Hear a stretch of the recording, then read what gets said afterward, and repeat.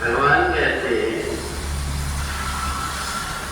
कि जितने भी पुराण बने हुए हैं वो अलग अलग संतों ने लिखा हुआ है और अलग अलग संतों के अलग अलग प्रकार के मत हैं। और जब कोई सामान्य व्यक्ति पुराणों की कथा को सुनता है तो उसको ये समझ नहीं आता कि मेरे को ये करना ठीक है कि ये करना ठीक है। इसको सांख्य कहते हैं। एक से ज्यादा संख्या जहां हो जाती है वहां व्यक्ति के मन के अंदर भ्रम पैदा हो जाता है।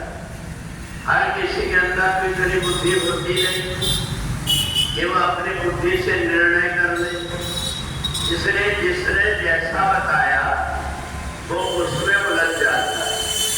और सामान्य व्यक्ति बड़े बड़े अपने आप को जो ज्ञानी कहते हैं, प्राण वेदता कहते हैं, दूसरों को हजारों लाखों लोगों को भगवान की कथा सुनाते तो भी आपस में उलझ जाते हैं। इसलिए उलझ जाते हैं कि वह अपनी बुद्धि का उसमें सदुपयोग नहीं करते। अपनी बुद्धि का सदुपयोग करने के लिए भगवान ने अर्जुन को कहा कि तुम स्थिर हो जा।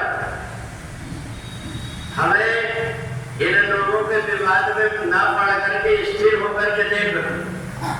जो व्यक्ति तुम्हारे सामने बैठा हुआ है पूर्व दिशा में, उससे अगर कोई पूछेगा कि गीता पढ़ने वाला कहाँ बैठा था तो वो बताएगा पश्चिम की तरफ बैठा। और यही बात अगर जो व्यक्ति पश्चिम की तरफ बैठा हो उससे पूछे कि जो गीता पढ़ा रहा था वो किस तरफ बैठा था तो वो बताएगा पूरब की तरफ बैठा। एक कहेगा जो दक्षिण की तरफ बैठा है वो कहेगा उत्तर की तरफ बैठा था। और जो व्यक्ति उत्तर की तरफ बैठा वो कहेगा दक्षिण की तरफ बैठा। अब जिसकी बुद्धि परिपक्व है वो समझ लेगा और स्थिर भाव से निर्णय निकाल लेगा। और नहीं तो व्यक्ति तो भ्रमित हो जाएगा, भ्रमित पड़ जाएगा। यही बात पुराणों के साथ में, पुराणों में अलग अलग कल्पों की अलग अलग प्रकार की कथाएं। इन कथाओं को सुनकर के हमें अपना विवेक उसमें लगाना पड़ता है।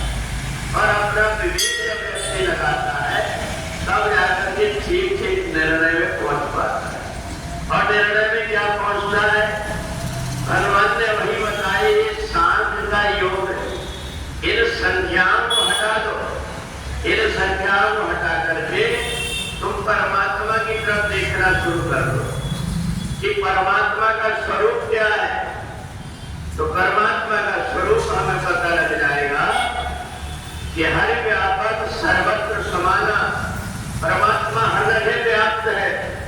तो इसलिए हर जगह परमात्मा व्याप्त है तो हमें उलझन में नहीं पड़ना चाहिए। अब कोई ये कहेगा परमात्मा का स्वरूप बताओ तो जो हनुमान जी की पूजा करने वाला है वो बता देगा ऐसे लाल लाल शरीर होता है वो हनुमान जी। कोई भगवान शंकर की पूजा करता है वो कह देगा पूरे शरीर में भस्मी लगाए रहते, हाथ में त्रिशूल और डमरू। जो भगवान जगदम्बा की पूजा करता है कोई कहेगा माता जी काली है, कोई कहेगा गोरी। तो इसलिए जिनकी बुद्धि कम होती अपनी बुद्धि का प्रयोग नहीं करते वो इस बात में उलझ जाते। वो अगर ये देख ले कि भले आकार अलग अलग है, शक्ति एक है, जब जैसे जरूरत पड़ती है घर का एक व्यक्ति अपने परिवार लोगों का किसी का भाई है, किसी का पिता है तो किसी का पति है। हम बोलते एक आदमी ऐसे कैसे हो सकता है?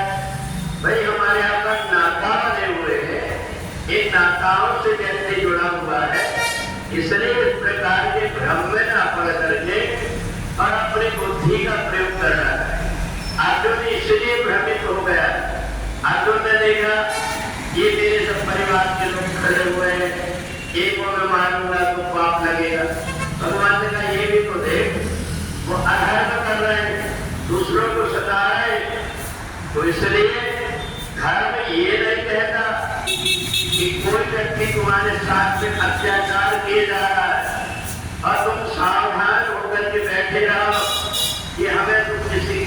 नहीं पाना। तो इसलिए जब ऐसा मौका रहता है वैसा उपाय करना चाहिए। यदि सामने वाला शक्तिशाली है तो हमें देख करके दूसरों की सहायता से और फिर उसके साथ में सामना करना चाहिए। यही बात भगवान ने महाभारत युद्ध में अर्जुन को सिखाया और अर्जुन को ये बताया कि तुम्हें कर्म करने का अधिकार से अपना कर्म मत छोड़ो, नहीं तो संसार की व्यवस्था गड़बड़ हो जाएगी। इसलिए संसार की व्यवस्था बनी रहे, इसलिए परमात्मा की उपदेश में जो ध्यान देता है उसी व्यक्ति का कल्याण होता है। गुरु वृंदावन बिहारी